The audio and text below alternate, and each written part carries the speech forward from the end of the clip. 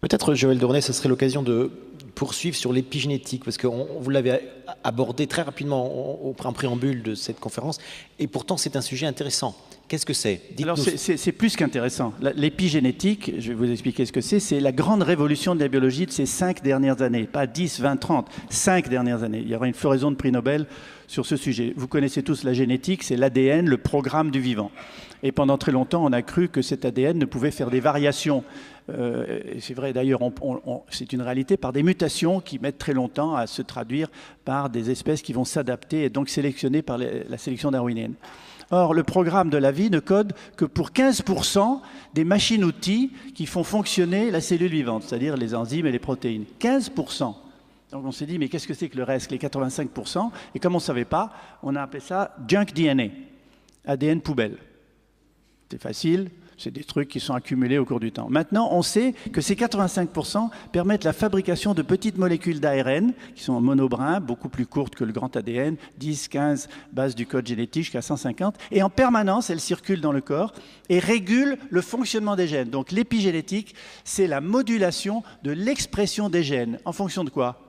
En fonction du comportement. Votre comportement quotidien. Ce que vous mangez, si vous faites de l'exercice ou pas, si vous avez managé ou non votre stress, si vous avez du plaisir dans ce que vous faites, et si vous avez un réseau social et familial qui marche bien, ces 5 éléments, combinés entre eux, vont conduire à la production dans votre corps de petites molécules qui vont s'accrocher à des enzymes, lesquelles vont rentrer ou être reconnues dans le noyau. Dans le noyau où il y a l'ADN. Cet ADN est protégé par une gaine, comme un fil électrique est protégé par du plastique. Cette gaine s'appelle des histones, sont des protéines. Or, l'ouverture de ces histones permet de polymériser l'ADN en ARN messager, qui va permettre de fabriquer les protéines et les enzymes, ou non. C'est comme un livre de cuisine. Vous avez un livre de cuisine où les pages de chapitres sont collées. Si le chapitre du soufflé au fromage est collé, vous ne pouvez pas faire de soufflé au fromage.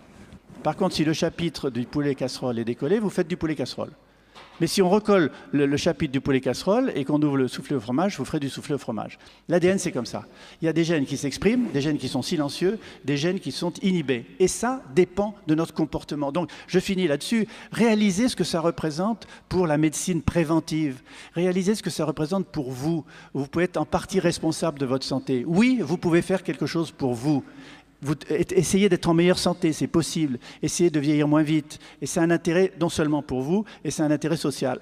Et je termine sur un exemple précis de l'épigénétique, ce sont les abeilles. Toutes les larves d'abeilles naissent avec le même patrimoine génétique, exactement le même. Mais si vous donnez de la gelée royale à manger à certaines larves et pas à d'autres, elles deviennent des reines. Vous avez la différence entre une larve d'abeille et une reine, ou une abeille ouvrière et une reine. Elle est plus grosse, elle pond des œufs et elle vit plus longtemps. Donc rien que l'alimentation de la gelée royale a méthylé ou acétylé, je ne veux pas rentrer dans les détails chimiques, ces fameuses histones pour permettre aux gènes de s'exprimer ou non. C'est une grande révolution et ça va définir la médecine préventive de demain par rapport à la médecine thérapeutique et au poids de Big Pharma et des médicaments dont on n'est jamais trop sûr que leur interdépendance va causer plus de maladies que celles qu'ils essayent de guérir.